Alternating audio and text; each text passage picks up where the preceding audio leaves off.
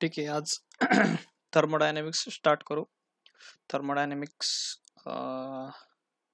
थोडंसं ज्यावेळेस तुम्ही हे व्हिडिओ सेशन्स अटेंड करता त्यावेळेस काय करा की थोडंसं थेरी किंवा त्याला आपण कन्सेप्ट रिव्हिजन म्हणतो ते करा. नाहीतर कसं होईल, ते नुसतंच काहीतरी म्हणजे झिरो झिरो घेऊन बसले तर प्रॉब्लेम येईल. तुमच्याकडे काय कन्सेप्ट क्लिअरिटी पाहिजे प्रॉब्लेम सोडवायच्या आधी. ठीक आहे. तर आज 18 आहे, मग आपण इवन नंबर्स घेऊ. Which one of the following statement is correct? Second problem. The presence of reacting species in a covered beaker is an example of open system. Wrong. There is an exchange of energy as well as matter between system and surrounding in closed system. Wrong. The presence of reactants in a closed vessel made up of copper is an example of closed system. बरं, आतापर्यंतचा वाटलेला हा सर्वात correct option. D option वाचायचा. The presence of reactants in a thermos flask or any other closed insulated vessel is an example of closed system. Sorry. So the answer is C. ठीक आहे. पुढे जाऊ. Thermodynamics मध्ये theory सर्वात theory question mostly येऊ शकतात CET आणि JEE लेवलला, पण ह्याच्यासारखे सोपे प्रश्न येणार नाही, फक्त डोकं शांत पाहिजे. बरं, thermodynamic state function is a quantity. बघा, used to determine heat exchanges whose value is independent of path, used to determine pressure volume work whose values depends on temperature only. ठीक आहे. तुम्हाला काय वाटतं? State function is depends on state म्हणल्यावर independent of path, बाकी सगळे option wrong आहेत. Next 6th question. If W is the amount of work done on system, W done झालाय बरोबर, and Q is the amount of heat supplied to the system. आता इथं and शब्द नाही पाहिजे, ऍक्च्युअली when शब्द पाहिजे इथं. बरं, आपण बघू. आयसोलेटेड सिस्टीम नाही होऊ शकत कारण Q सप्लाइड झाली. ओपन सिस्टीम पण नाही. System with thermally conducting walls नाहीच. सो आन्सर इज बी. कसं आहे हे बघा, हीट तर म्हणजे हे बघा, ज्यावेळेस तुमची क्लोज सिस्टीम काय आहे, मॅटर एक्सचेंज होत नाही, एनर्जी एक्सचेंज होते. हीट इथं गिवन झाली सिस्टीमला, त्याच्यामुळं it can be an example of close system. पुढं, so the answer B is correct. पुढं, which one of the following is correct option for free expansion. Free expansion मध्ये आपण बघितलं होतं की work done is 0. Work done जर कधी म्हणजे वर्क डन केव्हा 0 असतं, for which under under adiabatic condition त्यांनी स्वतःच दिली आहे. ॲडियाबॅटिक कंडिशन मध्ये काय असतं सर, क्यू इज 0 किंवा चेंज इन क्यू इज 0. जर चेंज इन हीट इज 0 असेल तर change in temperature is also 0. बरोबर. सो या 3 कंडिशन कुठं दिसतात बघा तुम्हाला, ऑप्शन डी. ठीक आहे. Option A. Problem 10. A process in which the system does not exchange heat with the surrounding is called as adiabatic. बरोबर ना. आता adiabatic, isothermal आणि जे काय असेल ते आयसोथर्मल, आयसोकोरिक, आयसोबारिक, adiabatic हे सगळं जरा माहित करून घ्या. तेच म्हणलं, रिवाइज.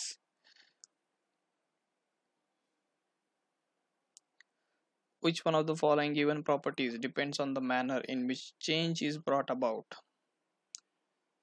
बरोबर.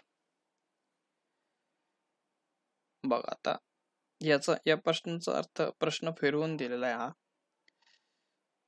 की स्टेट फंक्शन यातलं पाथ फंक्शन कोणतं आहे. Delta E is a state function, Q heat is a path function, and W is also a path function. बरोबर.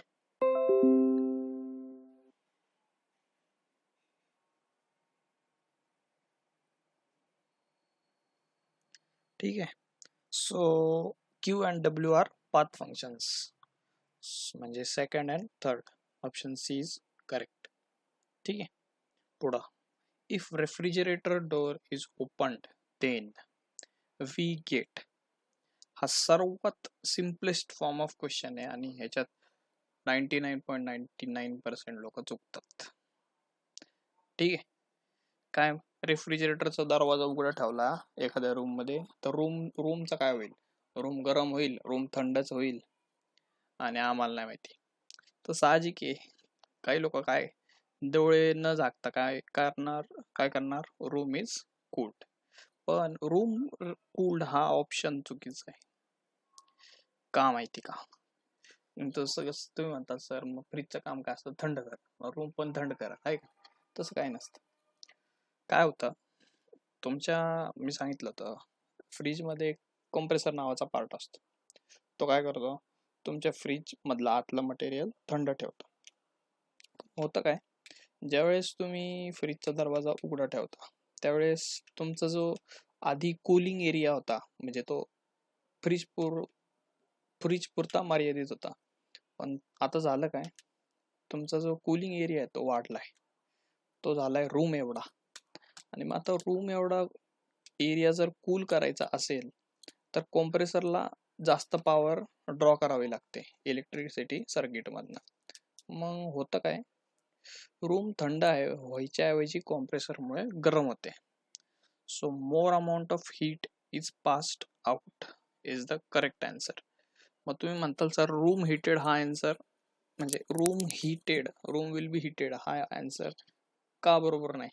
तर असं होणार नाही, म्हणजे कॉम्प्रेसरची तेवढी कॅपॅसिटी नसते की अख्खी रूम गरम करायला. ठीक आहे, तर असं आहे ते. Very interesting question that was. पुढे जाऊ. 16. The change in internal energy for an isolated system is. Isolated system मध्ये काय असतं सर? आम्हाला चेंज इन इंटरनल एनर्जीचं इक्वेशन असतं Q plus W. Q is heat, W is the amount of work done, and delta U is change in internal energy. U is internal energy. बरोबर.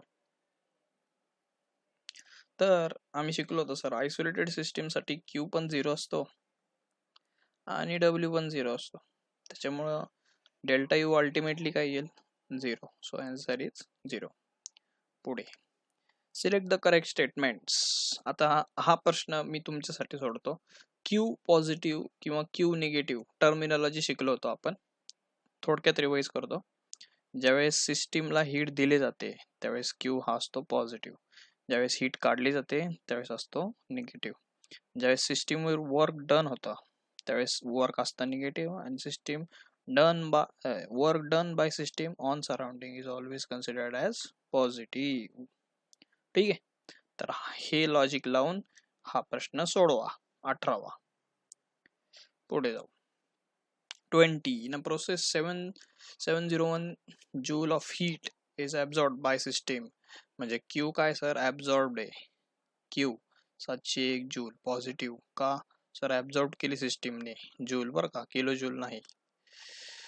And 394 joule of work is done by the system. म्हणजे W काय असणार sir? Negative असणार. Negative 394 joule. आपलं लक चांगलं आहे, दोन्ही same unit मध्ये. काय what is change in internal energy? हेच इक्वेशन, हे बघा, हे इक्वेशन वापरायचं. Q प्लस W चं साईन मायनस आहे. 701 वजा 394 किती येतो उत्तर? किती येतं उत्तर? मला वाटतंय 307 उत्तर येतं, आहे की नाही? पण पॉझिटिव्ह का निगेटिव्ह? सर पॉझिटिव्ह, मोठ्याच चिन्ह. सी आन्सर करेक्ट आहे. 22. The change in internal energy for an isolated system at constant volume is. Isochoric process साठी चेंज इन इंटरनल एनर्जी काय असत? बरोबर, काय असेल? मगाशी शिकलो delta U for an isolated system is always 0. पुढे based on the first law of thermodynamics which one of the following statement is correct. बरं, आता फर्स्ट लॉ ऑफ थर्मोडायनेमिक्स लावायचा म्हणजे हे इक्वेशन लावायचं 4 वेगवेगळ्या प्रोसेस साठी. बरं, आता आपण आयसोथर्मल मध्ये बघू. आयसोथर्मलच्या केसमध्ये काय असतं सर, डेल्टा यू असतो आमचा 0. मग इक्वेशन काय बनाल, Q is equal to -W. पहिला ऑप्शन रॉंग, बरोबर का नाही, तिथं +W दिलंय. पुढे जाऊ, आयसोकोरिक प्रोसेस. आयसोकोरिक म्हणजे काय sir, change in volume is constant. Isochoric change in volume जर कॉन्स्टंट असेल तर आम्हाला माहिती sir P is equal to P delta V. Change in volume constant असेल तर W0 आला या इक्वेशन मध्ये, W जर 0 आला तर डेल्टा U काय होईल sir, delta U is equal to Q. इथं काय दिलंय त्यांनी -Q. सेकंड ऑप्शन चुकीचा. पुढे जाऊ, ॲडियाबॅटिक. ॲडियाबॅटिक मध्ये काय असतं सर, मागाशी बघितलं आपण, Q इज इक्वल टू 0, बरोबर. Q इक्वल टू 0 जर टाकलं वरच्या इक्वेशन मध्ये तर delta U is equal to काय तर W. तिसऱ्या इक्वेशन मध्ये -W दिले, so that is also wrong. आता सायक्लिक प्रोसेस काय असते, म्हणजे आता तुमच्याकडं 3 स्टेट आहेत. 3 स्टेट म्हणजे कसं, राज्य नाही, स्टेट इन थर्मोडायनॅमिक्स.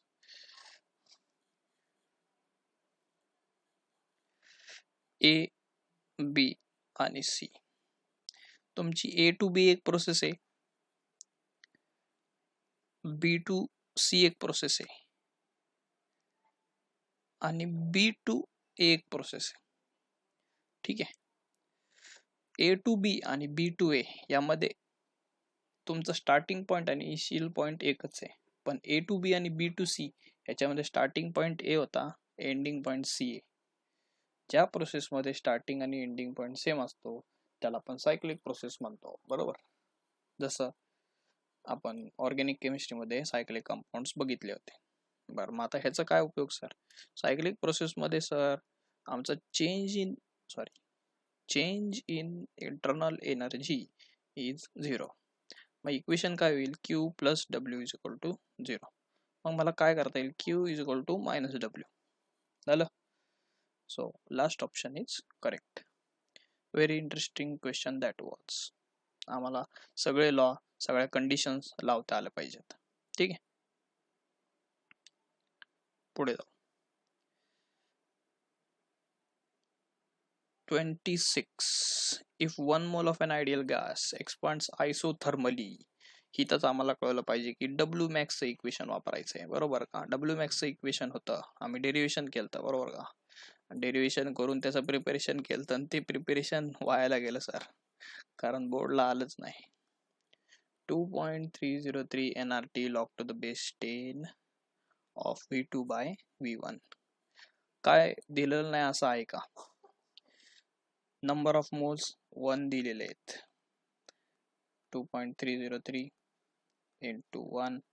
आर किती घेणार, आता V2 बाय V1 लिटर मध्ये दिलेत म्हटलं, आर घेणार 0.08. पुढे टी टेम्परेचर 37, 273 प्लस 37 किती होतात, 310. आणि मग काय लॉग 25/15. हे सोडवायचं, you will get the answer. ठीक आहे, आता हे सोडवा, सगळं सोडवत बसलं तर मग अवघड होईल. पुढे जाऊ, 28. Internal energy and pressure of gas of unit volume are related as bar PV equal to nRT. Number of moles आपण 1 consider करू, for unit volume that relation will be P is equal to RT, कारण हे दोघं 1 झाले, बरोबर. मग तुम्हाला internal energy physics मध्ये बघितलं असेल तुम्ही, internal energy E is 3 divided by 2 times RT. मला सांगा, RT एका साईडला जर घेतलं आणि हे जर मी या साईडला आणलं तर रिलेशन काय बनाल, B is equal to 2/3 times E. आहे का आपल्या ऑप्शन मध्ये, आहे सर, मग करा mark, option A is correct. पुढे change in internal energy when 4 kilojoule of work is done on the system and 1 kilojoule of heat is given out by the system. Same हा question तुम्ही सोडवायचा आहे. Delta U is equal to Q plus W हे equation वापरून. पुढे 32. बापरे बापरे, एवढा सोपा प्रश्न. Select the correct formula about the change in enthalpy. काय असतं सर? Change in enthalpy product minus sum of enthalpies of product minus reactant. हे झालं एन्थॅल्पी चेंज साठी. आणि कशासाठी? बॉन्ड एन्थॅल्पी साठी काय काय होतं? Reactant minus product. आता काय फॉर्मेशनचं आहे, मग आपण काय करणार? Product minus reactant. ऑप्शन कोणता? B is correct. चला पुढे 34. Which one of the following statement is correct regarding melting of ice? बर, मस्त प्रश्न. It is phase transformation. बरोबर आहे सर. लिक्विड काय? सॉलिडचं लिक्विड होता. It takes place at constant pressure. हो का सर? आम्ही ॲटमॉस्फिअर जर बर्फ असा बाहेर ठेवला, फ्रीजच्या बाहेर काढून ठेवला, असा गॅलरीत ठेवला, तर बाहेरचा ॲटमॉस्फेरिक 1 आहे, प्रेशर 1 आहे, आणि ते कधी चेंज नाही होणार. अँड कॉन्स्टंट टेम्परेचर बदलतं का? नाही बदलत, तरी पण आईस वितळतो. So options A and B are correct.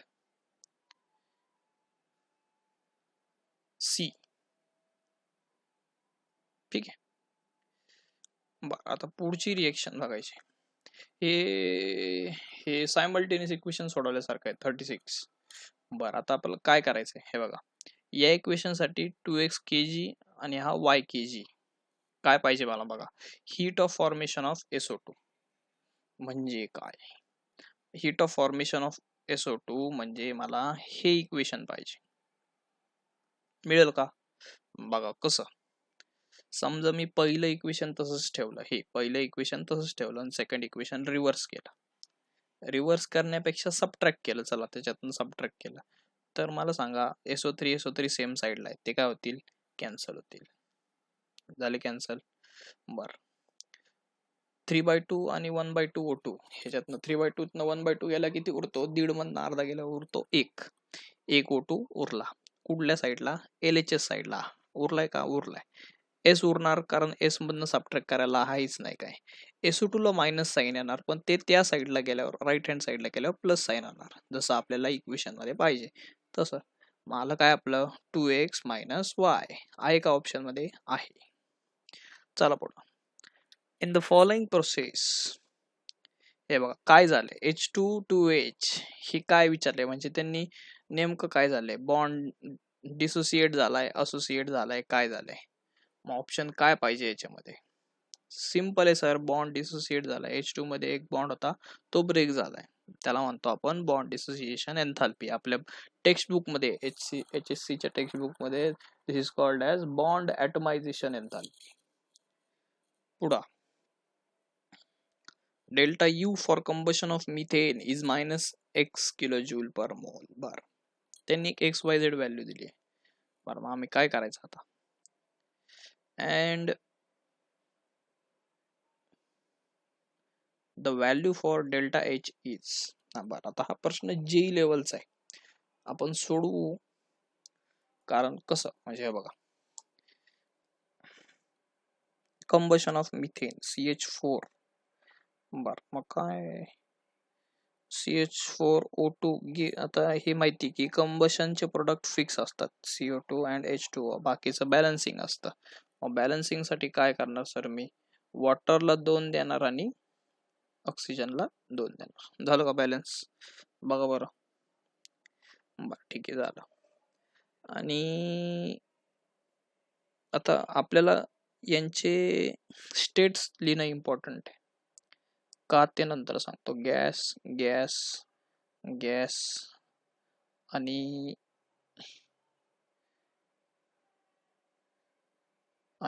Liquid. ठीक आहे. तर होतं काय, आता डेल्टा H दिलेला आहे आपल्याला, सॉरी डेल्टा U दिलाय. मग इक्वेशन असं मी मांडणार की ज्याच्यात मला डेल्टा H आणि डेल्टा U कम्पेअर करता येईल. असं एक इक्वेशन होतं आपलं, आठवते? Delta H is equal to delta U plus W. किंवा त्याला आपण लिहित होतो पी डेल्टा व्ही, असं इक्वेशन होतं. ठीक आहे. तर मी डब्ल्यू ला जर आठवत असेल तर डब्ल्यू ला अजून एक पी डेल्टा व्हीच्या ऐवजी अजून एक लिहू शकतो डेल्टा एन आर टी. बर, आता डेल्टा यू ची value plus delta N R T काढू बघू आपण काय होते, कारण आपल्याला डेल्टा एच आणि डेल्टा यू मध्ये कंपॅरिझन पाहिजे, बरोबर का नाही. डेल्टा यू दिलाय आपल्याला -x, डेल्टा एन टाकून बघू आपण. डेल्टा एन कसा कॅल्क्युलेट करणार रे, कसा, number of gas molecules on RHS वजा LHS, 1 मधनं 2 + 1, बरोबर का, मग येणार ते -2, बरोबर ना. 1 - 3 - 2 RT असं आन्सर आलं तुमच्या डेल्टा एचचा.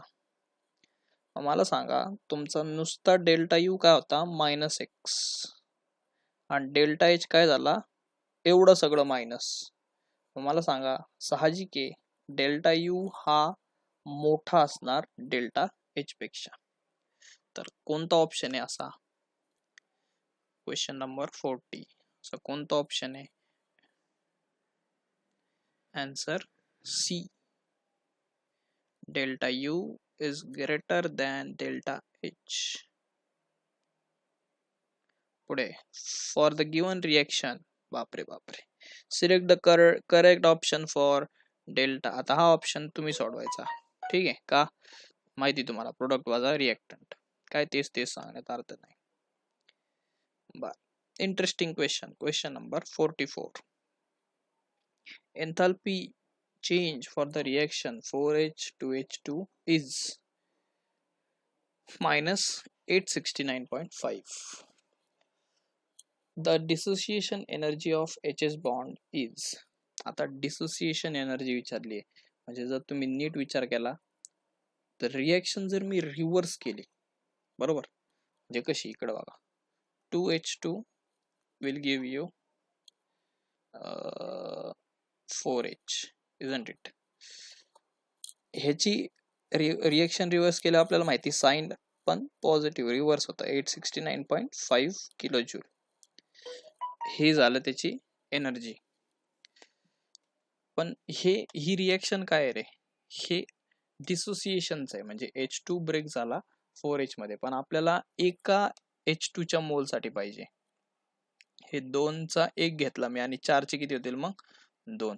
मग तसंच एनर्जीचं पण काय होईल, एनर्जी पण 2 ने डिवाइड होणार, बरोबर का नाही. हे 2 होते, इकडे 1 घेतला आपण, 869.5 ला 2 ने डिवाइड करायचं, बघा किती आन्सर येते. मला वाटतंय पॉझिटिव्ह आन्सर 434, बरोबर. चला पुढे, 217 ते येणार नाही, ते 4 टाइम्स होईल, ठीक आहे. क्वेश्चन नंबर 46 बघूया आपण काय, वाचा बरं.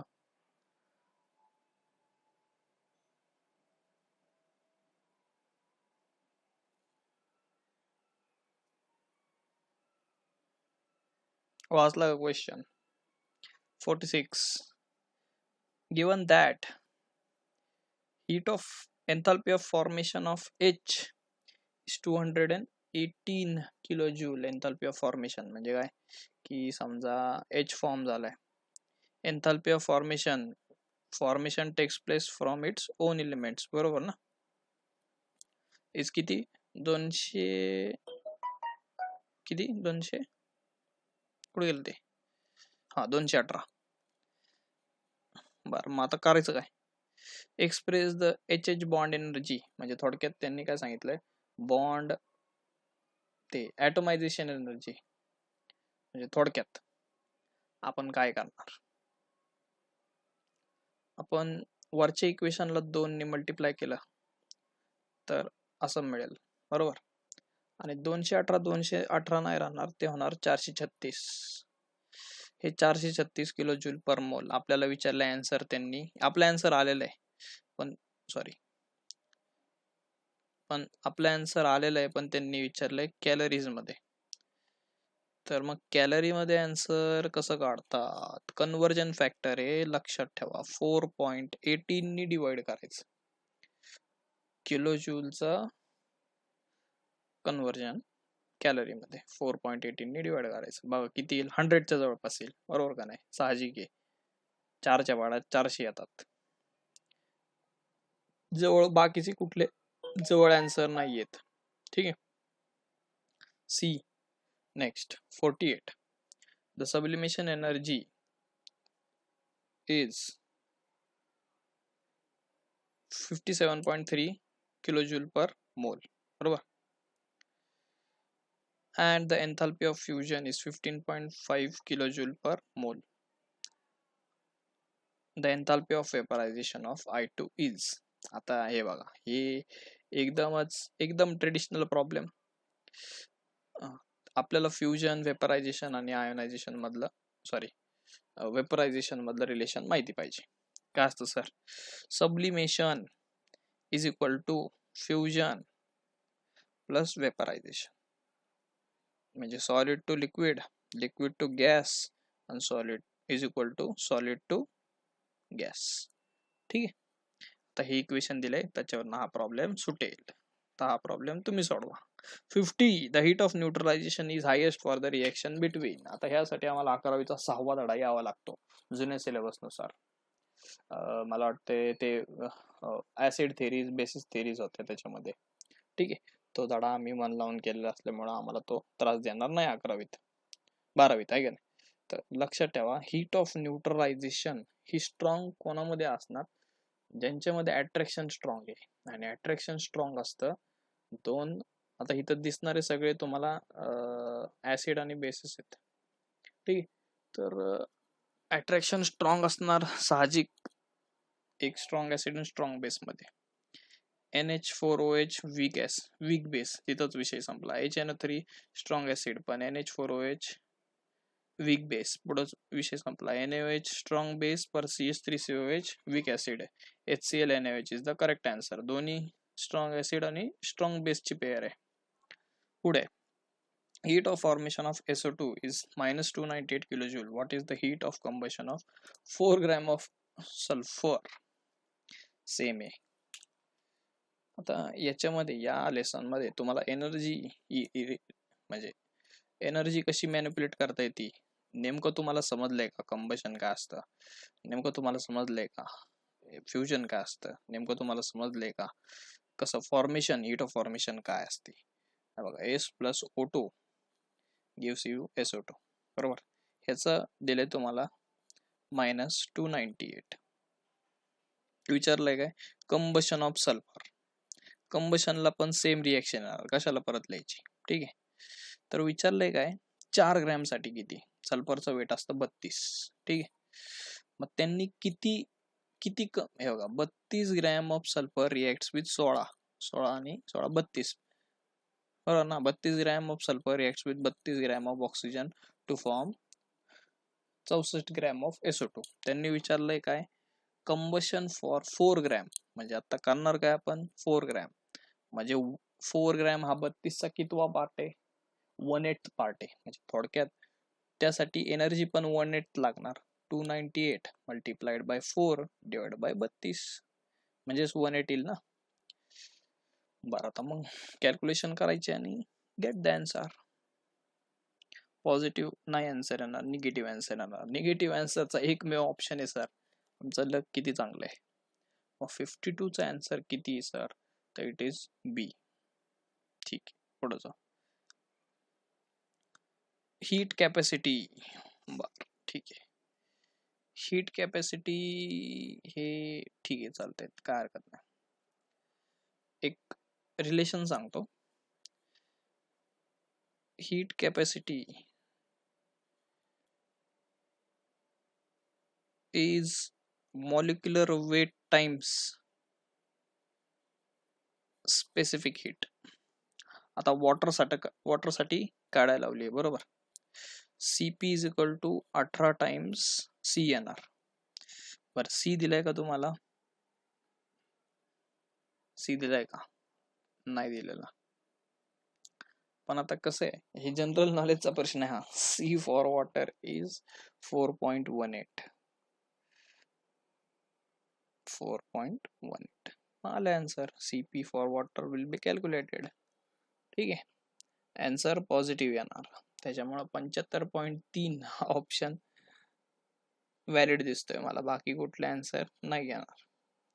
पुढे 56 हा प्रश्न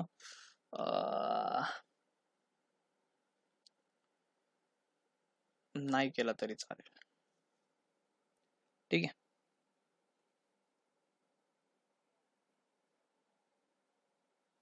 नका करू. जी लेवल आहे नका करू. बरं पुढे.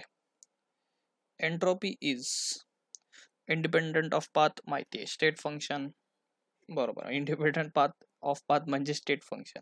म्हणजे हे दोन्ही ऑप्शन करेक्ट आहेत. आणि थर्मोडायनेमिक कन्सेप्ट बरोबर म्हणल्यावर ऑल ऑफ दिस अबो. बापरे, कधी ना कधी all of the above correct असतं. असं नसतं की all of the above wrong असतं. For an isolated system delta U is 0 what will be delta S. बर डेल्टा एस जर इथं आपल्याला एक ऑप्शन आकर्षित करेल इथं 0. Delta is never 0. बरोबर. आयसोलेटेड सिस्टीम साठी डेल्टा एस हा कायम पॉझिटिव्ह पाहिजे. ठीक आहे. D option is also wrong. D. ठीक आहे. पुढं. For the reaction what are the signs of delta H and delta S. आता काय झाले बघा, 2 क्लोरीन एकत्र आले टू फॉर्म Cl2.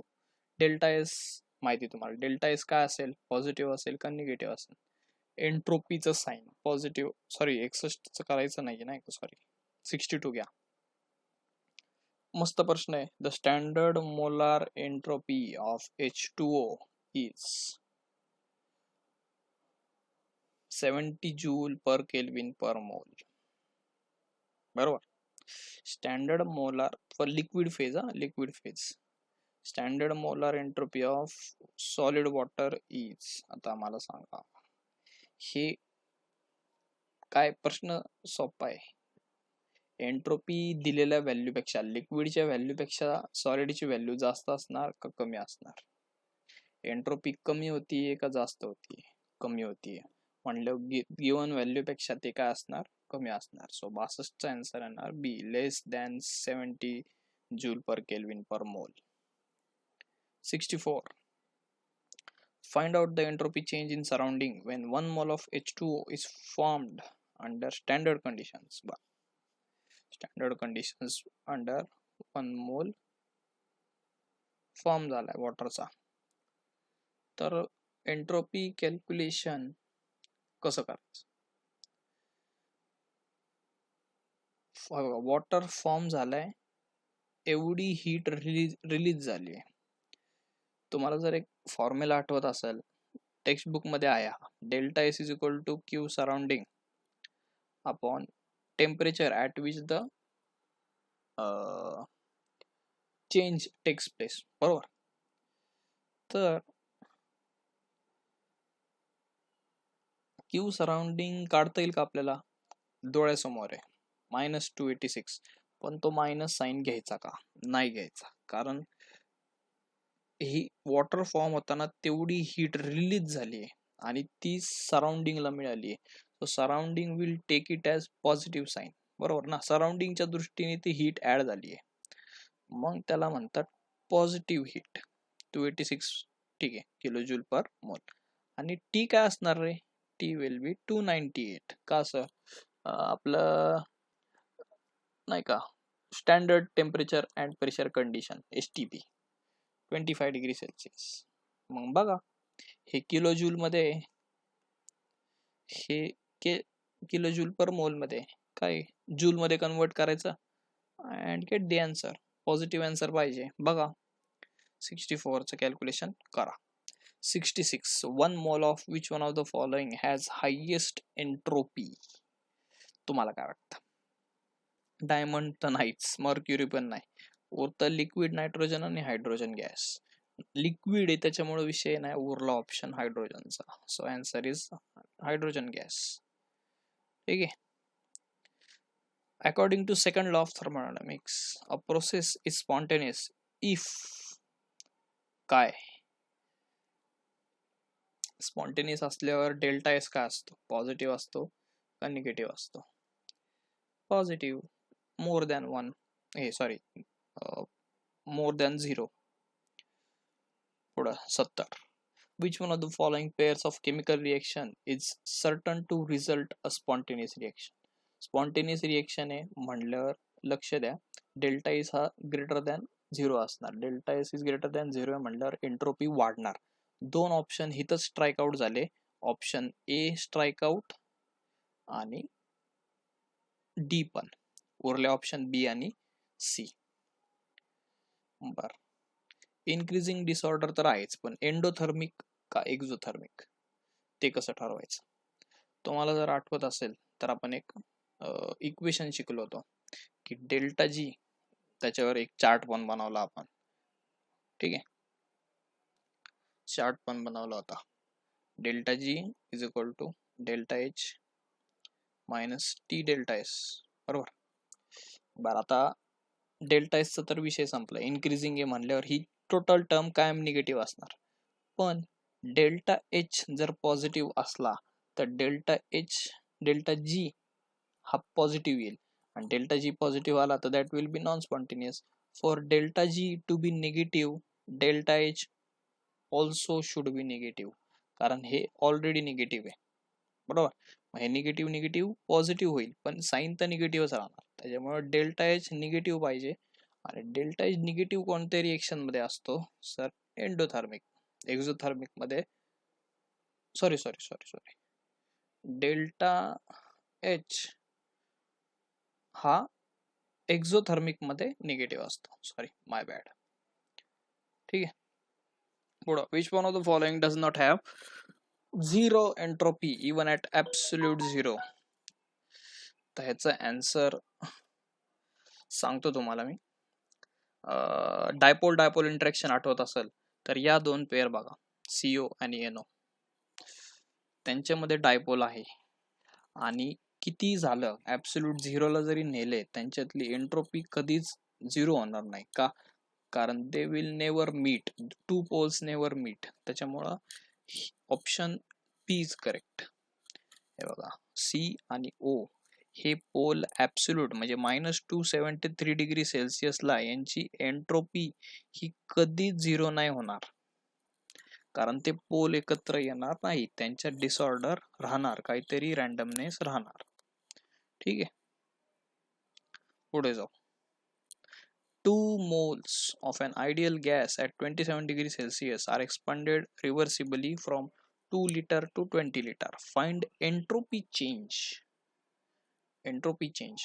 ठीक आहे, एंट्रोपी चेंज कसा काढता येईल?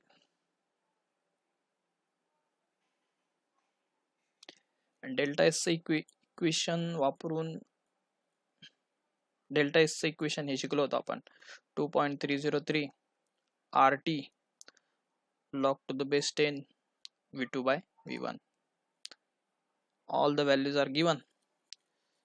हे टाकू शकता. सॉरी, हे आपल्या सिलेबस मध्ये नाहीये, HSCच्या सिलेबस मध्ये नाहीये. हा क्वेश्चन तुम्ही म्हणू शकता JEE लेवलला आहे, पण ठीक आहे, हे इक्वेशन आहे. Put the values and get the answer. 2.303 RT. N नाहीये बघा याच्यात, नंबर ऑफ मोल्स नाहीयेत. सॉरी, T नाहीये, N नंबर ऑफ मोल्स आहेत.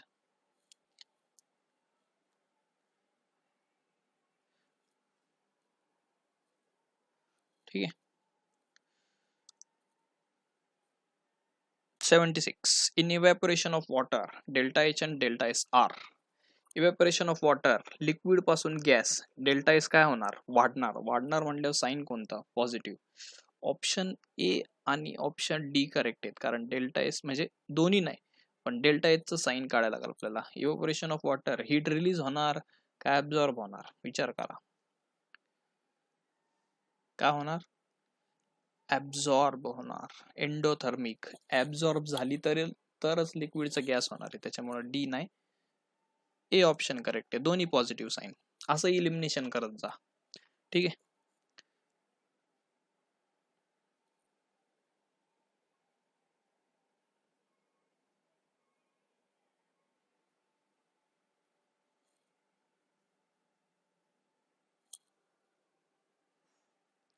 $78. The standard free energy change is related to equilibrium constant K as. आता हे derivation केलं होतं आपण. ठीक आहे, मी हा प्रश्न तुमच्यावर सोडतो. तो एवढा सोपा आहे. 80 if k is less than 1. आता ह्या बघा ह्याच रिलेशन वर येते.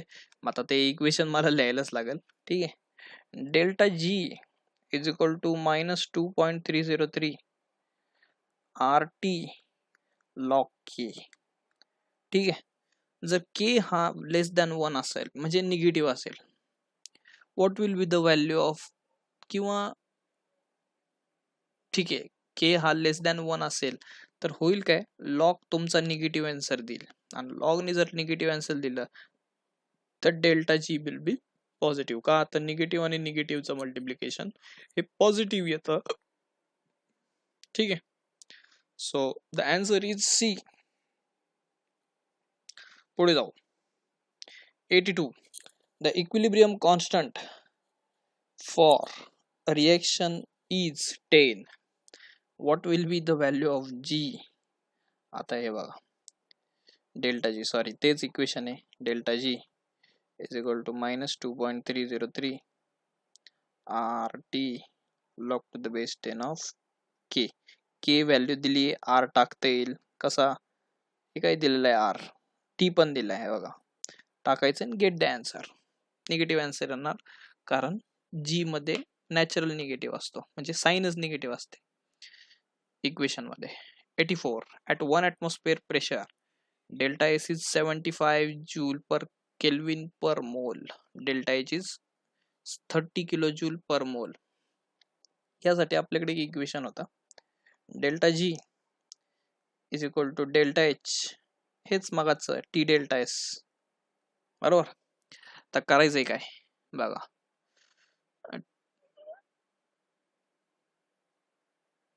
टेम्परेचर काढायचंय ॲट इक्विलिब्रियम. ॲट इक्विलिब्रियम म्हणून आपल्याला डेल्टा जी काय येणार, 0 म्हणल्यावर इक्वेशन तुमचं काय येणार, इक्वेशन दिस इम्प्लाइज की delta H is equal to T delta S. मग delta H divided by delta S will be T. Delta H किती दिलाय, 330 किलो जूल, मग ते 30,000 होईल. आणि डेल्टा एस किती, 75चा पाडा म्हणा 30,000 पर्यंत, 400 येतं उत्तर. सरांना 75चा भाडा कुठून आला. आता काय नाही, 75चा नाही, मी 25चा भाडा म्हणला, 25 त्रिक आणि मग नंतर कॅन्सल केला. ठीक आहे. 12 आणि मग 400 उरतात. The Gibbs free energy for a reversible reaction at equilibrium is. Reversible reaction साठी डेल्टा जी काय असतो, किंवा ऍट इक्विलिब्रियम काय असतं. ऍट इक्विलिब्रियम डेल्टा जी आम्हाला माहिती काय असतं सर, 0 असतो. And 88 the free energy for a reaction having, बघा तेच इक्वेशन, परत तेच सेम हेच इक्वेशन. काय काय बघा, टेम्परेचर दिले, डेल्टा एच ची व्हॅल्यू दिली आणि डेल्टा एस ची पण व्हॅल्यू दिली. तुम्हाला विचारले काय, फ्री एनर्जी म्हणजेच डेल्टा जी. ठीक आहे, काढताल. Okay, thank you. आता काय करायचंय, पेज नंबर, मिस एक्सरसाइज 2 सोडवायचा नाही नेहमी सारखा, एक्स्ट्रा प्रॅक्टिस म्हणून ते आपण क्लासरूम सेशन मध्ये घेऊ. MHT CET कॉर्नर हे या धड्यात पेज नंबर 213 वर आहेत, ते आपण सोडवायचे. ठीक आहे.